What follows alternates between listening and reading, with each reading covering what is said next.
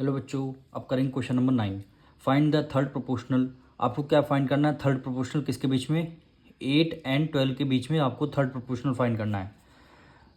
तो सबसे पहले इसको हम थर्ड प्रोपोर्शनल को लेट कर लेते हैं। लेट द थर्ड प्रोपोर्शनल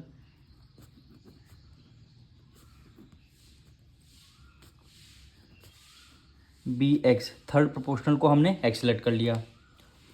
अब नंबर कौन कौन से? 8 हो जाएगा, कॉमा 12, और थर्ड प्रोपोर्शनल क्या हो जाएगा? आपका एक्स हो जाएगा।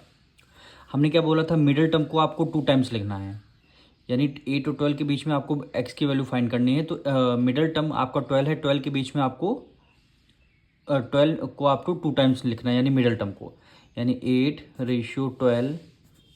फिर आपको 12 लिखना है और रेशियो क्या हो जाएगा? x हो जाएगा।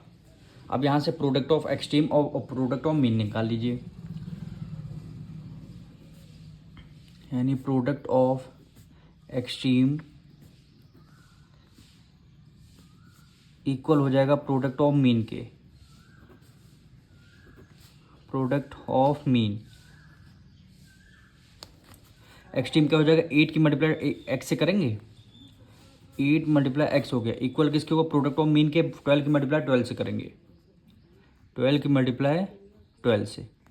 अब एक्स की वैल्यू आपको फाइंड करनी है, तो 12 मल्टीप्लाई 12 हो गया, 8 इधर मल्टीप्लाई में इधर आ जाएगा डिवाइड में, 4 2 ज़ा 8 और 4 3 ज़ा 12, 2 1 ज़ा 2, 2 6 ज़ा 12। एक्स की वैल्यू 6 3 ज़ा क्या हो गई? 18। थर्ड प्रोपोर्शनल आपका क्या आ जाएगा? एक्स आ जाएगा। थर्ड प्रोपोर्शनल आपने एक्स माना था, एक्स की वैल्यू 18 आ गई, तो यहाँ पे लिख देंगे थर्ड प्रोपोर्शनल, यानी थर्ड प्रोपोर्शनल। थर्ड प्रोपोर्शनल, ये क्या हो जाएगा? आपका आंसर हो जाएगा। सेकेंड पार्ट क्या कह रहा है? 12 और 18 के बीच में आपको थर्ड प्रोपोर्शनल फाइंड करना है, यानी थर्ड प्रोपोर्शनल को एक्स मान लेंगे, यानी लेट द थर्ड प्रोपोर्शनल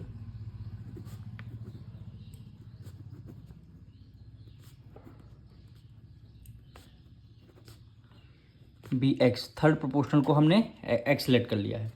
अब देखिए 12, 2 नंबर्स हैं, थर्ड नंबर को हमें एक्स लेने के लिए बोला गया था, तो हमने थर्ड नंबर को एक्स लेट कर लिया। अब मिडिल टर्म को हमें 2 टाइम्स लिखना है, यानी 12/18, फिर आपको 18 हो गया, फिर आपको एक्स हो गया, यानी मिडिल टर्म को आपने देखिए 2 टाइम्स लिख लिया। अब इसका फॉर्मूला लगा दीजिए, प्रोडक्ट ऑफ एक्सट्रीम इक्वल हो गया प्रोडक्ट ऑफ मीन के।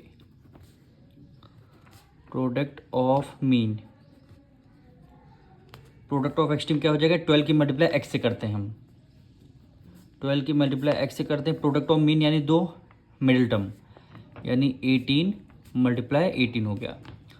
अब एक्स की वैल्यू आपको फाइंड करनी है, तो 18 मल्टीप्लाई 18, 12 इधर मल्टीप्लाई में इधर किस में आ जाएगा? डिवाइड में आ जाएगा, तो 6 3 ज़ा 18 और 6 2 ज़ा 12, 2 1 ज़ा 2, 2 9 ज़ा 18। एक्स की वैल्यू आपको फाइंड करनी, 9 3 ज़ा 27,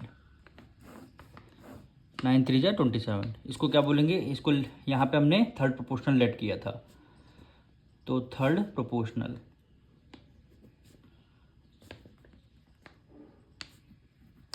थर्ड प्रोपोर्शनल हमारा एक्स की वैल्यू 27 आ चुकी है। अब फर्स्ट नंबर हमारा 4.5, सेकेंड नंबर है 6 है, इसका दोनों का थर्ड प्रोपोर्शनल फाइंड करना है, तो इसको भी हम क्या करेंगे? एक्स लेट कर लेंगे। इसका थर्ड पार्ट कर रहे हैं, लेट द थर्ड प्रोपोर्शनल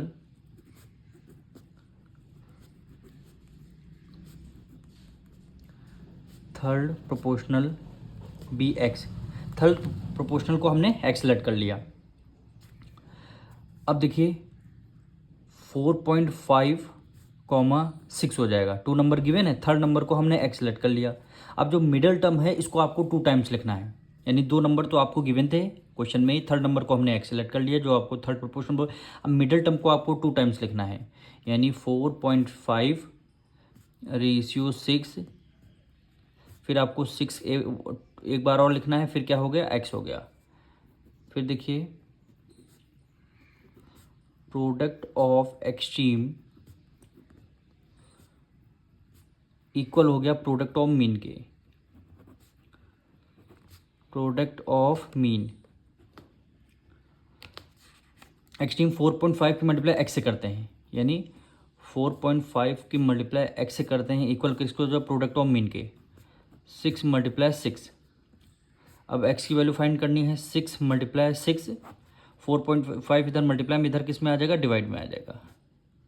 अब देखिए डिनोमिनेटर में 1 डिजिट पहले डेसिमल है, तो डेसिमल में डिनोमिनेटर हटते ही ऊपर 1 डिजिट यानी वो A10 लिखेंगे, यानी 10 आ जाएगा।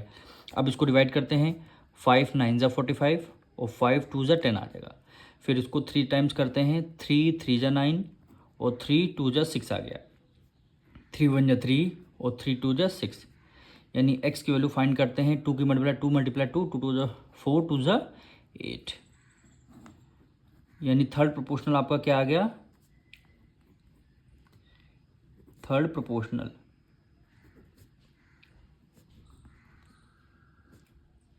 थर्ड प्रोपोर्शनल की x की वैल्यू क्या आ गई, 8 आ गई। अब मिलेंगे नेक्स्ट वीडियो में।